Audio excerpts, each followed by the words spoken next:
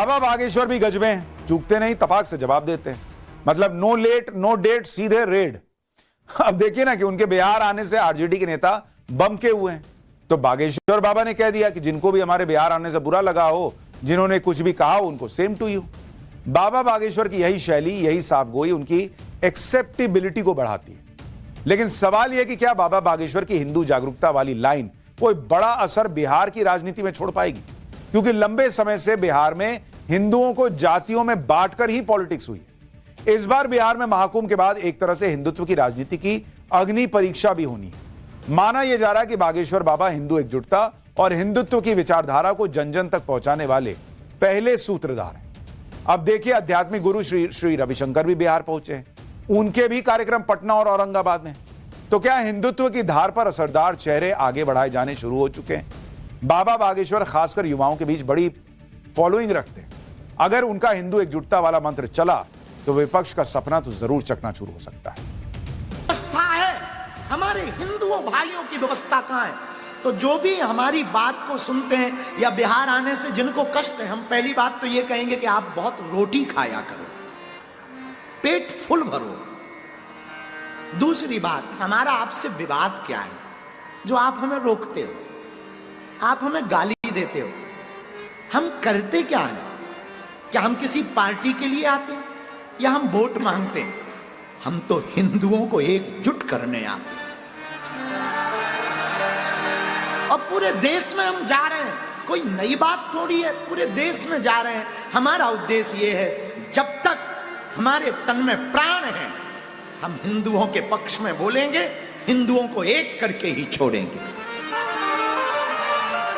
क्योंकि हमारी भारत माता के ऑलरेडी बहुत टुकड़े हो गए, अब भारत को हम बंटने नहीं देंगे, अब हम हिंदुओं को घटने नहीं देंगे। तो जिनको भी हमारे बिहार आने से बुरा लगा हो और जिन्होंने भी जो भी कहा हो, सेम टू यू।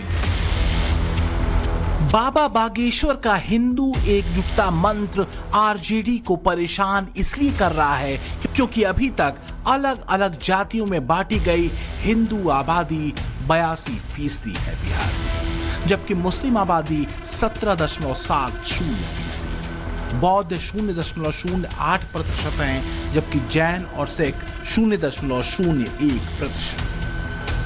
हिंदुओं का जाति में बंटना और मुस्लिम वोट बैंक का एक तरफा आरजेडी की तरफ पड़ना उसको सत्ता तक पहुंचाता रहा है।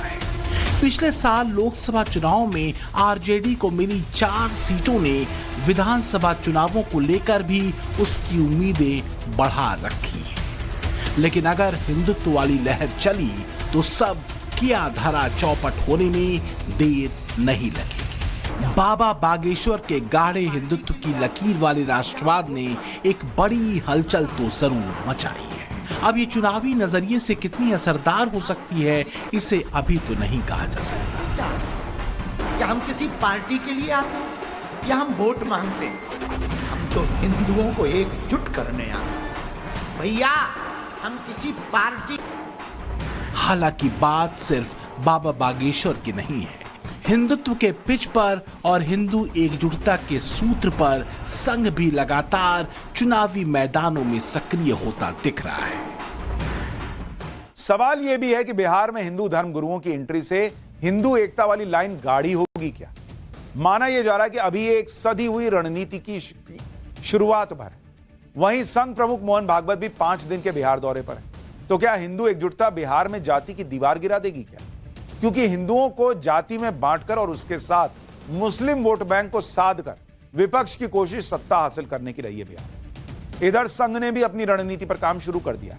बिहार में होने वाले विधानसभा चुनावों से पहले आरएसएस बेंगलुरु में अखिल भारतीय प्रतिनिधि सभा करने जा रहा है। सूत्रों के मुताबिक इस बैठक में बिहार और बंगाल के चुनावों की रणनीति पर चर्चा होगी।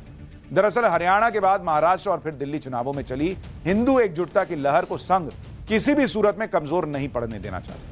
उसकी कोशिश हर हाल में विजय की गति को बनाए रखने की। 2024 के लोकसभा चुनाव में बीजेपी की आशा से विपरीत परफॉर्मेंस के बाद जिस तरह से संघ हरियाणा, महाराष्ट्र और दिल्ली के चुनावों में एक्टिव हुआ, उसका असर दिखा है। तीनों ही राज्यों में मुकाबला कठिन था, लेकिन बीजेपी ने बम्पर कमबैक किया। माना ये जाता है कि हिंदू एकजुटता वाले सूत्र को लोगों तक पहुंचाने में संघ तीनों ही राज्यों में काफी हद तक कामयाब रहा। बिहार में भी कोशिश यही है। अगर बाबा बागेश्वर धर्म के सूत्र से बिहार में हिंदू जागरण में लगे हैं, तो मोहन भागवत सांस्कृतिक राष्ट्रवाद से लोगों को जोड़ने में जुटे हैं। अब ऐसा रास्ता दिखाने वाला भारतवर्ष खड़ा होना है, तो उस भारतवर्ष के बच्चे को पता चाहिए कि हमारा भारतवर्ष ऐसा है, हमने ऐसा तलम धागा निर्माण किया है, हमने ऐसा फौलाद बनाया है, हमने ऐसी खेती की है। आज भी वो कला हमारे पास है। महाराष्ट्र के विधानसभा चुनाव में सांस्कृतिक राष्ट्रवाद और हिंदू एकजुटता के सूत्र से संघ ने एक बड़ी लहर बनाई थी और इसका असर दिखा था। इसी लहर को बिहार में भी जारी रखने की कोशिश संघ की है। महाराष्ट्र में संघ के कार्यकर्ताओं की ओर से चुनाव में लोगों के साथ 50 से 70 हजार छोटी बैठकें की गई, जिसका मकसद था ज्यादा से ज्यादा लोगों के बीच अपनी पहुंच बढ़ाना ताकि विचार स्पष्ट हो। संगठन इसे अपनी निरंतर लोक जागरण गतिविधि कहता है। संघ ने हरियाणा में भी ऐसा ही किया था, जहां 16,000 से ज्यादा छोटी बैठकें की गई थी, जिसका नतीजा सबने देखा।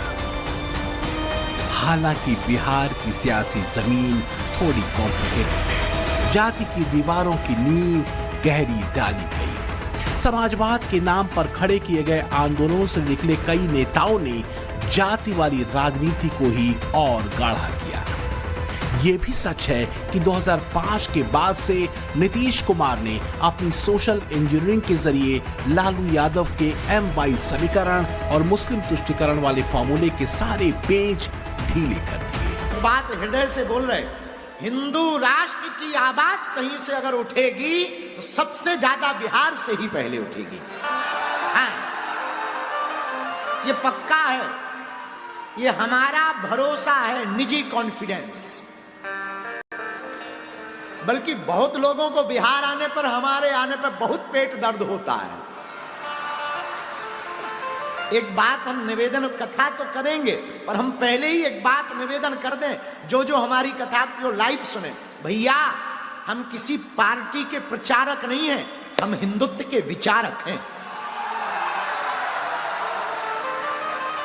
और दूसरी बात, राम के राष्ट्र में राम की कथा तुम रोक लोगे? ये राम का देश है, भगवान कृष्ण का देश है। हमारे तन में जब तक प्राण रहेंगे तब तक हम हिंदुओं के लिए जिएंगे और हिंदुओं के लिए मरेंगे।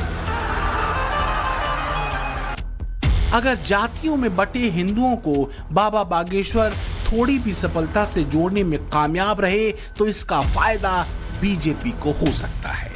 राजनीतिक एक्सपर्ट मानते हैं कि हिंदुओं की लाइन और हिंदू एकजुटता का सूत्र बिहार में बीजेपी की स्थिति को मजबूत कर सकता है, क्योंकि साल 2015 के विधानसभा चुनाव में भी बीजेपी इसी राह पर चली थी। तब भी धार्मिक अनुष्ठान और बाबाओं के स्वर गूंजते रहे थे। हालांकि तब जेडीयू महागठबंधन में चली गई थी। बावजूद इसके बीजेपी को 53 विधानसभा क्षेत्रों में जीत मिली और वोट शेयर 25% हो गया। वहीं साल 2010 के विधानसभा चुनाव में बीजेपी जब जेडीयू के साथ लड़ी थी, तब 91 सीटों पर जीत हासिल हुई थी, मगर वोट प्रतिशत 16.5 ही रहा था। यानी 2010 के मुकाबले 2015 में बीजेपी के वोट प्रतिशत में 5% की बढ़ोतरी हुई।